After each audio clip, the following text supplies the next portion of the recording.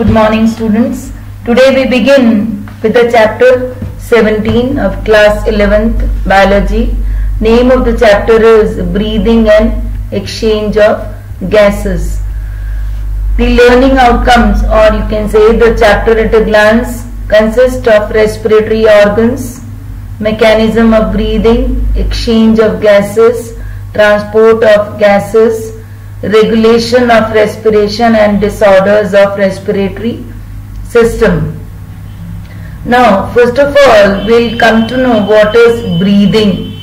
Breathing is the process of exchange of O2 from the atmosphere with CO2 produced by the cells, or we can say the process of inhalation and exhalation is breathing. Inhalation means taking in of oxygen and exhalation means giving out of CO2. Therefore, we can say the process of inhalation and exhalation is breathing. Now, what is the difference between breathing and respiration? Breathing is a biophysical process which help in intake of oxygen and giving out of CO2. Whereas respiration is a biochemical process which facilitates to oxidation of food and release of CO2. Oxidation means breakdown of food. So, respiration is breakdown of food. The process of breathing involves exchange of gases between bloodstream and body cells, whereas the process of respiration involves exchange of gases between external environment and the blood of the respiratory organ. The process of respiration does not require enzymes, whereas process of respiration requires respiratory enzymes. The process of breathing, it is an extracellular process, whereas process of respiration is an intracellular process. In the process of breathing, no energy is released, or we can say the energy is not released during the breathing process, whereas energy is released in the process of respiration. Here the energy is in the form of ATP. The process of breathing occurs in certain organs only, whereas the process of respiration occurs in all the cells of our body. These are the basic differences between respiration and breathing. And I already discussed with you the meaning of catabolism. So, respiration is also termed as catabolic process. Later on detail you will come to know in the other chapters of your this syllabus only. Thus, now we come to the process of the respiration in detail. First of all, we will know the respiratory organs. What are the respiratory organs? The respiratory organs and the mechanism of breathing vary among different groups of animals and mainly depend on the habitat in which the animal live. The organs involved in respiration in different animals are: in lower vertebrates, the respiration is by general body surface. Example, poriferans like sponges, coelentrates, flatworms, etc. Here the exchange of gases occurs by simple diffusion. Here the exchange of gases occur by simple diffusion over their entire body surface.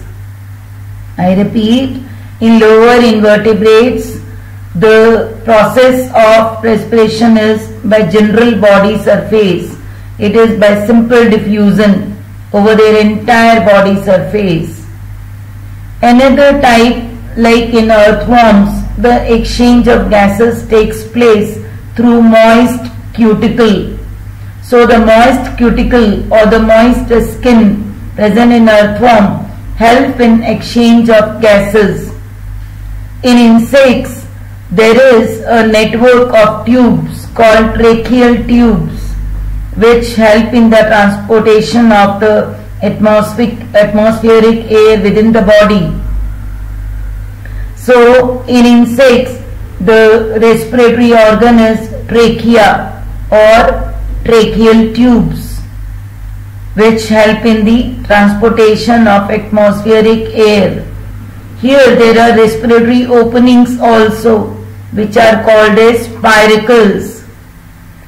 Then in other organisms like aquatic arthropods, mollusks, hemichordates, cephalochordates, urochordates and some other chordates like fishes, tadpoles of frogs and toads, the respiratory organ is gills.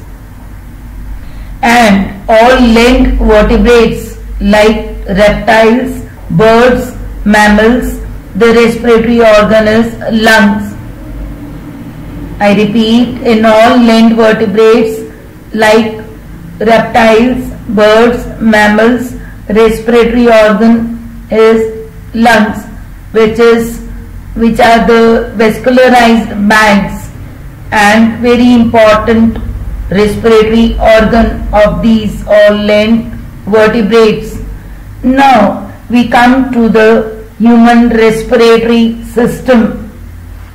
The human respiratory system consists of the various organs which help in the process of breathing. The human respiratory system consists of a pair of external nostrils, nasal cavity or the chamber, nasopharynx, larynx, trachea, bronchi, bronchioles and alveoli. I repeat, human respiratory system consists of a pair of external nostrils or the nasal cavity, then nasopharynx, larynx, trachea, bronchi, bronchioles and alveoli.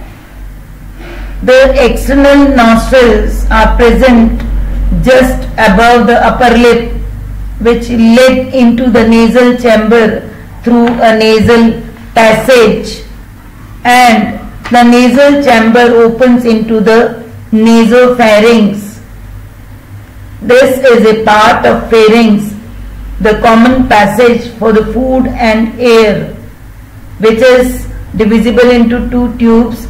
The oropharynx is meant for taking the food to the esophagus, and the nasopharynx is meant for taking the air. Nasopharynx opens through glottis of the larynx in the region of the trachea.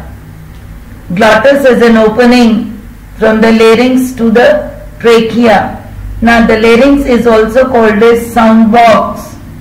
It is a cartilaginous box-like structure that helps in sound production.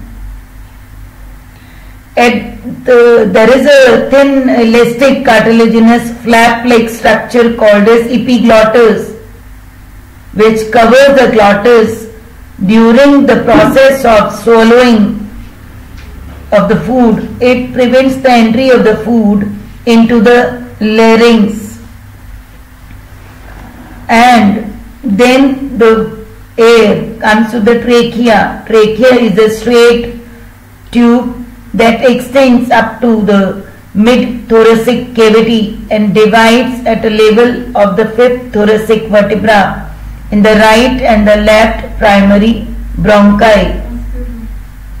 Each bronchi divides into number of secondary, tertiary bronchi and ending up into very thin terminal bronchioles. Thus the trachea, primary, secondary and tertiary bronchi our initial bronchioles are provided with incomplete C-shaped cartilaginous rings. Now we come to the detail of these organs of the respiration in man. I will show you the diagram given here in your NCERT. You can see the diagram very well.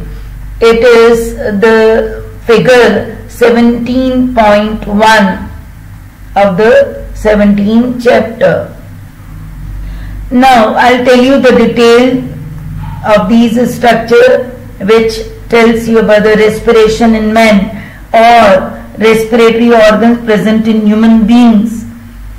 The nasal cavity. First, the nasal cavity. It is hollow structure partitioned into two nasal chambers by a nasal septum. I repeat, nasal cavity is a hollow structure partitioned into two nasal chambers by a nasal septum. It is composed of cartilage, bone, connective tissue and muscles. There are pairs of openings situated at the anterior and the posterior ends of the nasal chambers. The anterior nostrils lead to the nasal cavity. Then we move to the next organ, that is pharynx. Pharynx is a short tube which serves the passage for both food and the air. Its upper part is nasopharynx. I repeat, pharynx is a short tube which serves the passage for both food and the air. The upper part is nasopharynx, into which internal nostril opens. Its lowermost part is laryngopharynx.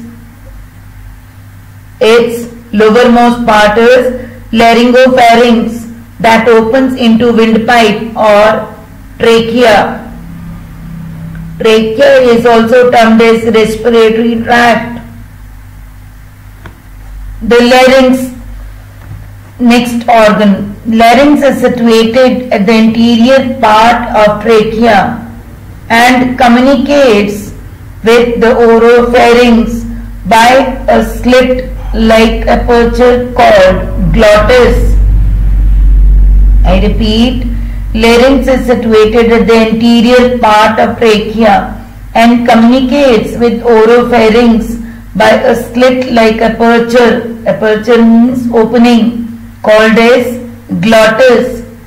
A stiff leaf-like cartilage or a cartilaginous flap called epiglottis protects the glottis, or it is helping in covering the glottis due to the process of swallowing.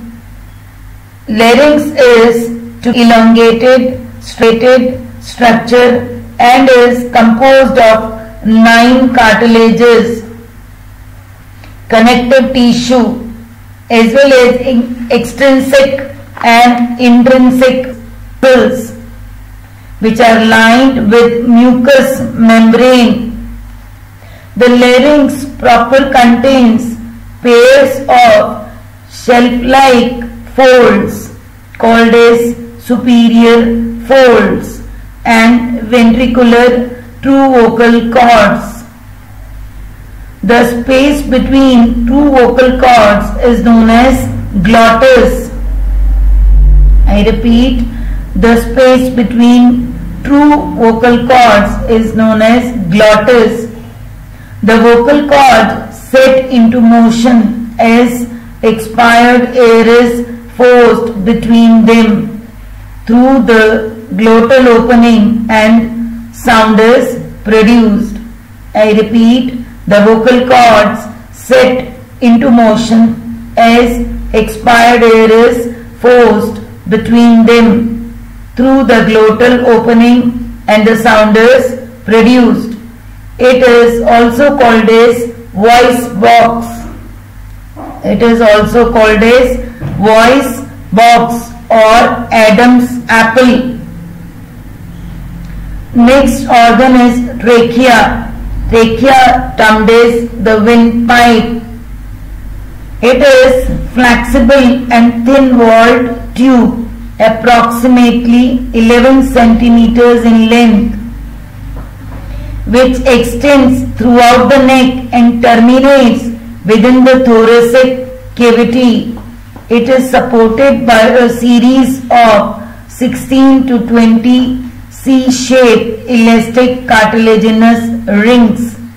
I repeat, it is supported by a series of 16 to 20 C-shaped elastic cartilaginous rings. This helps in to prevent its collapsing, which you have learned in your class 10th also. These C-shaped cartilaginous rings help to prevent the collapsing of the windpipe or the trachea. Then we move to the next organ, that is bronchi. Inside the thorax, the trachea bifurcates into two bronchi, and each of which enters into one lung. In each lung, the bronchus again redivides into numerous small branches called bronchioles. Bronchi is plural and bronchus is singular. So I repeat, in each lung, the bronchus again redivides into numerous small branches called as bronchioles. These bronchioles are without cartilaginous rings and again redivide into finer terminal bronchioles within each lobule. I repeat, these bronchioles are without cartilaginous rings and again redivide into finer terminal bronchioles within each lobule.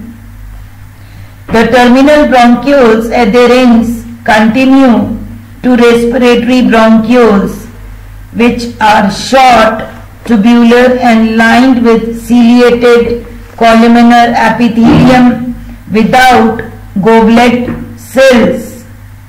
A short distance along their course, they again branch and give rise to 2 to 11 radiating alveolar ducts. I repeat, a short distance along their course, they again branch and give rise to 2 to 11 radiating alveolar ducts. Means radiating means they are distributed in all the sides. Each alveolar duct is a long, thin-walled tubular structure which gives off a number of branches to form a pouch or to form pouches as alveolar sac. The alveolar sac open into alveoli. I repeat, the alveolar sac SACS open into alveoli. The alveoli are extremely thin-walled polyhedral sacs richly supplied with blood capillaries. I repeat, the alveoli are extremely thin-walled polyhedral sac-like structure. They are richly supplied with blood capillaries. There are about 300 millions of alveoli in the two lungs. I repeat, there are about 300 millions of alveoli in the two lungs. The blood is separated from the alveolar air by two thin layers of cells, the alveolar epithelium and the capillary endothelium, and the gaseous exchange occurs through these two layers. I repeat, the blood is separated from the alveolar layer by two thin layers of cells. First, alveolar epithelium layer and second, capillary endothelium, and the gaseous exchange takes place through these two layers. Thus, these alveoli having connecting to the alveolar sac and having number of branches, they look like bunch of grapes present in each lung, and I told you there are about 300 millions of alveoli in the two lungs. Now we move to the lungs. Lungs, a pair of lungs is situated in the thoracic cavity. Thoracic cavity means chest cavity, enclosed by double smooth and moist pleural membranes. You can see on the screen the diagrammatic view of human respiratory system, and it is also showing you the sectional view of the lung. Here you can see the labeling pleural fluid. Actually, the lungs are surrounded by a membrane. The membrane is termed as pleural membrane. So I repeat, a pair of lungs is situated in your chest cavity or the thoracic cavity, enclosed by a double smooth and moist pleural membranes. So the pleural membranes are double membrane and they are smooth, and they contains a fluid in them called as pleural fluid. The outer layer of pleura remains attached to the wall of the thoracic cavity. The outer layer of the pleura remains attached to the wall of thoracic cavity. The space between the pleural membranes contains a fluid, which I told you just now. Again repeating, the space between the two pleural membranes contains a fluid secreted by its walls, which reduces friction and makes the movement of the lungs easily. The fluid is pleural fluid. This is secreted by its walls, help in reducing the friction and makes the easier movement of the lungs. The lungs are spongy and richly supplied with blood vessels and capillaries. I repeat, lungs are spongy and are richly supplied with blood vessels and capillaries. The left lung is smaller than the right lung and contains the cardiac notch for keeping the space for heart in mediastinal site. I repeat, the left lung is smaller than the right lung and contains a cardiac notch for keeping the space for heart in mediastinal site, which you can see easily. That is, it is showing you the presence of the heart in the center, but this heart is present slightly towards the left, so you can see the notch of the this lung. Then we move to the mechanism of the breathing process. We move to the mechanism of the breathing process or mechanism of pulmonary respiration. The breathing mechanism is also termed as pulmonary respiration. There is rhythmic action of breathing, involves inward and outward flow of air, which is brought about by changing the size of the thoracic cavity. This is done by two ways: the downward and upward movement of the diaphragm, which lengthens and shortens the chest cavity. That means the movement is upward and downward of the diaphragm. Diaphragm is a flat structure, dome-shaped structure you see where these lungs end. A diaphragm, it is a dome-shaped structure. It contains the muscles, so it can show the downward and the upward movements, and thereby showing the increase in the length and the shortening of the chest cavity. Then the elevation and depression of the ribs, which increases or decreases the diameter of the chest cavity. I repeat, there is elevation and depression of the ribs, which increases or decreases the diameter of the chest cavity. Now the process occurs in two ways or the two steps. The process of breathing mechanism occurs in two steps. First is inspiration and second is expiration. What happens during the inspiration? There are external intercostal muscles present between the ribs.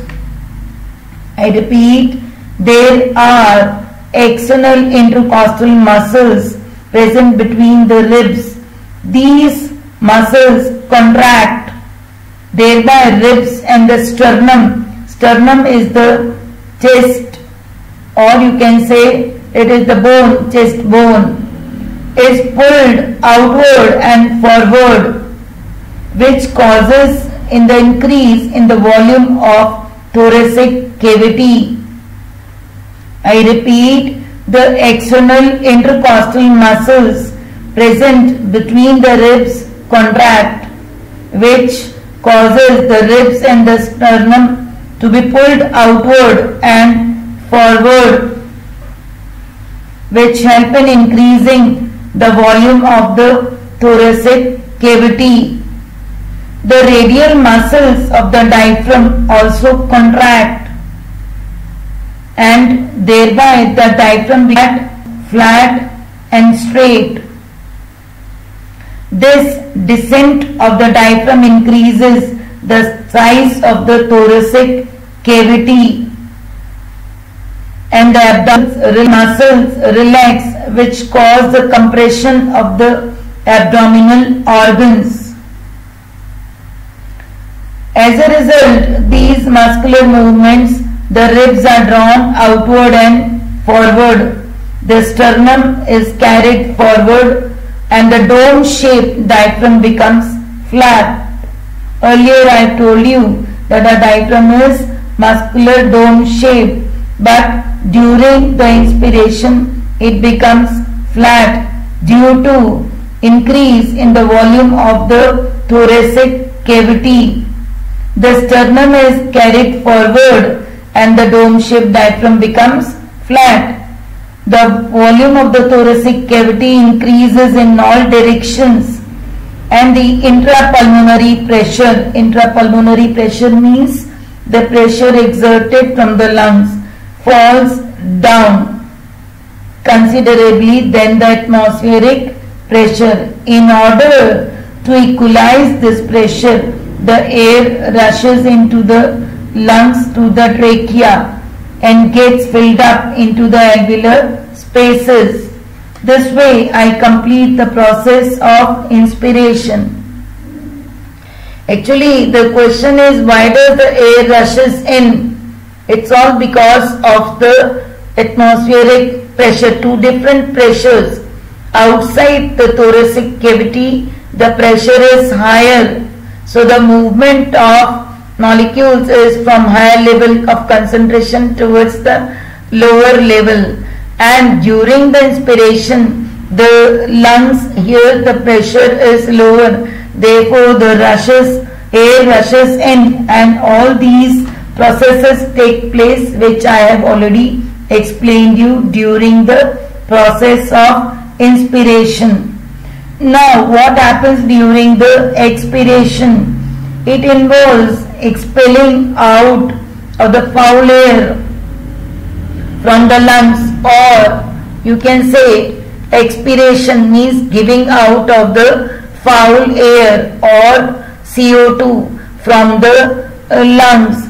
It is a passive process. I have already discussed with you what is a passive process, where the volume of the thoracic cavity decreases. Here, during this process, the volume of the thoracic cavity decreases due to the relaxation of inspiratory muscles. I repeat, volume of the thoracic cavity decreases due to relaxation of inspiratory muscles. It occurs in the following steps, which I will tell you now. The first is relaxation of external intercostal muscles, or you can say contraction of intercostal muscles. These muscles relaxation of the intercostal muscles occur and ribs and sternum are returned back to their normal position. I repeat, there is occurrence of relaxation of external intercostal muscles which help in decreasing the chest volume. The radial and the circular muscles of the diaphragm also relax and the diaphragm returns back to its original shape or the appearance called as dome shape. I repeat, the radial and the circular muscles of the diaphragm relax, which causes the diaphragm to return back to its original shape, that is dome shape. The abdominal muscles contract and the diaphragm pushes upward. I recall you, during the inspiration the abdominal muscles were relaxing, and here the abdominal muscles will contract and the diaphragm pushes upward due to raising of pressure in the abdominal cavity. Earlier during the inspiration the pressure was low inside. Now there is increase in the pressure which help in contract as well as which help in pushing the diaphragm upward, as well as the abdominal muscles also contract. The internal intercostal muscles also contract, which pull down the upper ribs towards the lower ribs and thereby decreases the volume of the thoracic cavity. I repeat, the internal intercostal muscles contract and pull down the upper ribs towards the lower ribs. This decreases the volume of the thoracic cavity. As a result, these muscular movements and the factors, the volume of these thoracic cavity reduces and its intrapulmonary pressure increases. I repeat, due to these muscular movements and the other factors, the volume of the thoracic cavity reduces and its intrapulmonary pressure increases. To equalize this pressure, the distended elastic lungs contract and expel out air. I repeat, due to this to equalize the pressure, the distended elastic lungs contract due to the intrapulmonary pressure because of the increase in the intrapulmonary pressure. The lungs contract and expel out the air through the trachea. The abdominal and intercostal muscles are called as expiratory muscles. I repeat, the abdominal and intercostal muscles are called as expiratory muscles. Thus, I finish with the mechanism of breathing, how the inspiration and expiration. Now, the detail of this we'll study in the next lecture. Thank you.